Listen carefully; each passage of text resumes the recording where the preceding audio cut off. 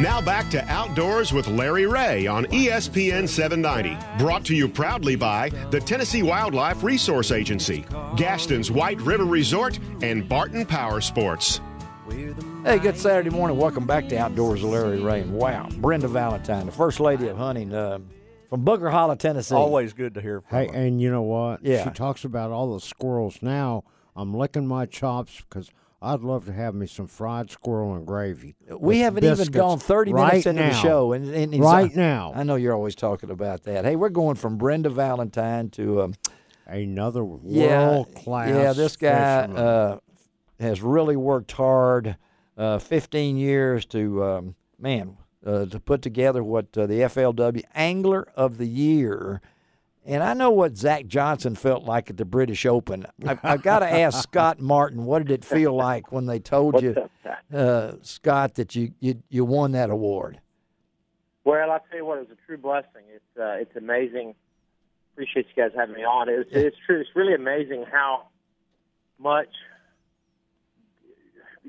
blessings have to happen for you to win a title like that. I mean, honestly, I look back at I can look back at every tournament. I can look back at every fish I caught, and without every one of those catches, I wouldn't have won. I mean, I didn't. I won by about 9 or 10 points, but that's not a whole lot at all. No, not at all. You look at a season like that. To win Angler of the Year, I have a whole new appreciation for what it takes to win an Angler of the Year title. I've never really focused on winning Angler of the Year. This is my first year that I said I really want to. We all say we want to win Angler of the Year. Oh, yeah. It really boils down to, do you really want to win it? Do you prepare yourself mentally, physically, everything that you can do to win it? I did that this year, so I'm so happy that happened. But, again, I have such an appreciation for it now because that is stressful. I mean, it takes day in and day out of nonstop consistency to be able to pull it off. I think you said the right word before Ron asked you a technical question. I'm going to say maybe consistency might be the pattern for you this year because, I mean, when you look back at it, maybe you didn't your top fifth place was your top finish, but you were in the money and was consistent. Was that part of the drive that kept you going, Scott? Yeah, it was. It was an amazing year, really. I made out on the FLW tour out of 6 events so far this year. We had the championship left. Out of the 6 big tour events, I made the cut in 20 of them. I made the top 20 cut in 5 of the 6, which is... That's heavy. That's heavy, yeah.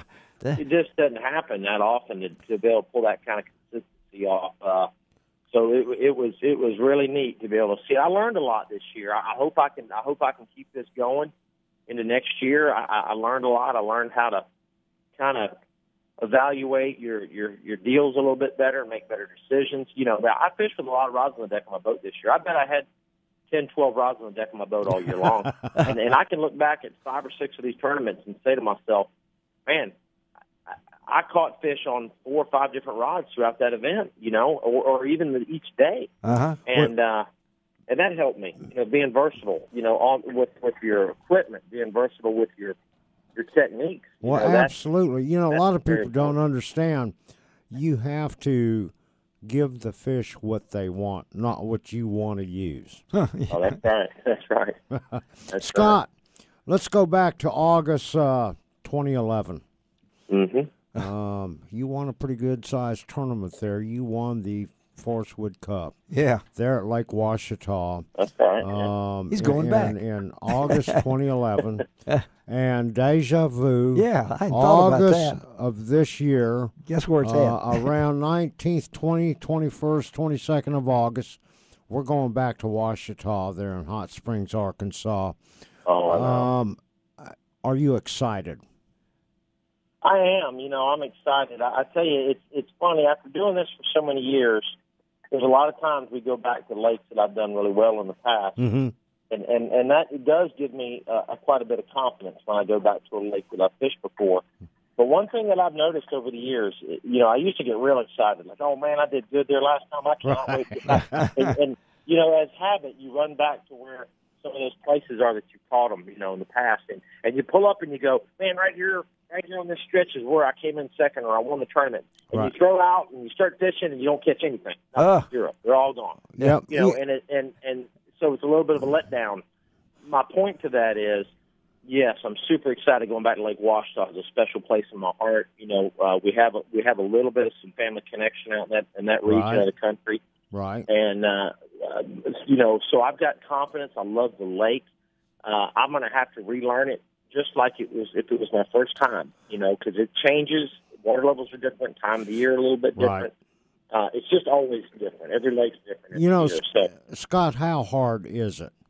And you know, a lot of people fish on nostalgia. And you really have to put that aside. I mean, you're just now talking about you're going to have to relearn the lake. We how all hard, do. How hard is it to do that? Even you did, right? Oh yeah. Well, you know, you just prepare yourself mentally for a grind. You prepare yourself mentally. You know, look, if I pull up on a spot that I've caught them before, yeah, I consider that a bonus. Yeah. Right. Yeah. You know what I mean? And so I approach that lake as if I've never been there before, and I don't have anything because, you know, you want it. Momentum and confidence is your most powerful Absolutely. weapon. And so I don't want to go there in my mind thinking, oh man, I can't wait to get Lake Washita because I've got these 5 or 6 brush piles that are so awesome. Because you know what? If I pull up there and don't catch them in practice or don't get a bite, then all of a sudden your confidence goes way down. Absolutely, so it sure does. Everything's a bonus for me. Yeah, I'm going to relearn the lake, spend my time just like I did all year, and you know, grind it out as hard as I can, and you know, just pray that I make good decisions. That's all you can do. And we're talking to Scott Martin of Clewiston, Florida. Everybody knows Lake Okeechobee down there, and of course, best bass fishing around. That is the Scott Martin Challenge, team challenge that you've got down there. A great guide servings that he's got, and of course, folks, he has a little roots in this industry. I mean, really? Yeah, he does. Yeah. Don't you, Scott? I mean, yeah. I think when been around a long time. I think your dad, you know, and things along this line with Roland, and he's been on the show many times also. And but you do have some connections, and you kind of touched on that. You have some family connections in that area, don't you, in Hot Springs? Well, my grandmother was born on the shores of Lake Washita. That's what I have thought. An old family house. Wow, really? In Mount Ida, where Mark Davis lives. Yeah. Old family house that nobody lives in it. We use it just in summertime every once in a while. But wow. You know, so we've got some aunts and some cousins in the area. Mount Ida, there's somebody else from Mount Ida besides Mark. He's been keeping this a secret all the time, you know. I know. He thought he and Charlie Weaver was the only people from Mount Ida. You have to be really old to know who Charlie Weaver was. Yeah. You know, but is that on your mom's side or your dad's side? Your mom's side. On my mom's side, yes. Wow. We still got the old family house there. That's where I stayed when I won Lake Washita. I stayed in that old house. So you're going to do that this year? Are you going to be there this year? Are you going to stay in that house? I am. That's a little hideaway. Yeah. No Wi-Fi. No Wi-Fi. Well, we just talked a little window unit AC. Good. 100-year-old home. Oh my gosh! Now you're getting me fired up. We're talking to Scott Martin again. He's a young man to me, but won $2.3 million in his career, 6 tournament wins. Years as an FLW Tour Pro, 16, 14 Cup appearances, and caught his first. And I got this. I read this, Scott, and I got him. He caught his first 10-pound bass, of course, on Lake Okeechobee, with his father at the age of 12. That's right. That is amazing. Right. You know that? Yeah. Well, when did you catch your first 10-pound bass, Ron? I haven't put a double-digit bass in the boat yet. He's still looking. Wow. Still looking. I can't tell you how many nine I know and you've caught quarters, some 9s and everything. And well, anyway, the one thing that I'm proud of is at least you admit that you hadn't caught a 10. Because you know, there's a lot of people that catch a 9-something and they just go ahead and tell everybody. No, you can't do that. No, can't do that. Right. No, you can't. Absolutely. Yeah. And you know, I've only been chasing this 10-pound bass for about 60 years. That's why I know it. Yeah. And Scott did it when he was 12. Right. You know, so hey, Scott, that was a leg up. That was a leg up. Yeah. You know, I saw you at ICAST, and FLW did something that was very unique this year. They announced their 2016 schedule there at ICAST. And the way they did it, they had pros like you up there, one at a time for all 6 tournaments. They had you come out and talk about what those tournaments are. And, of course, you know, you were up number one because the first tournament of the year for 2016 in FLW is at your favorite lake. Oh, yeah. Well, what lake would that be? Yeah. Well, Lake Okeechobee is a great spot to have these big tour events. FLW has been come into our facility there for so many years. It's great to have them back again. Yep. And the great thing about Okeechobee is it's always good. It's always fishing good. And yep. And indicators for next year is just through the roof. We've got good water levels. The fishing's good. The grass, everything's good. Oh, yeah. Great and, stuff. You know, Scott, I look forward to seeing you at the Forest Wood Cup. And I'm going to go check your boat out and do some pictures of it because I want to show off those lithium batteries that you're running in that thing to make it go faster. Oh, yeah. Well, you know, those lithiums have been a big deal for me. I started using them about 3 years ago. Mm-hmm. And, you know, it's amazing. Number one, they're a very powerful battery. They charge very quickly. They last a long time. But the biggest thing is, here's the best way to sum up what lithium's done for me. It's taken out 210 pounds of weight out of the back of my boat. My boat in the back of my boat is 210 pounds lighter than a guy with the regular battery setup. That's right. And what does that equate to? It equates to, number one, it equates to more speed, quicker hole shots, right? Believe it or not, better gas mileage. Yeah. So these batteries over time will pay for themselves, and they have a 10-year life expectancy on these batteries. Yep.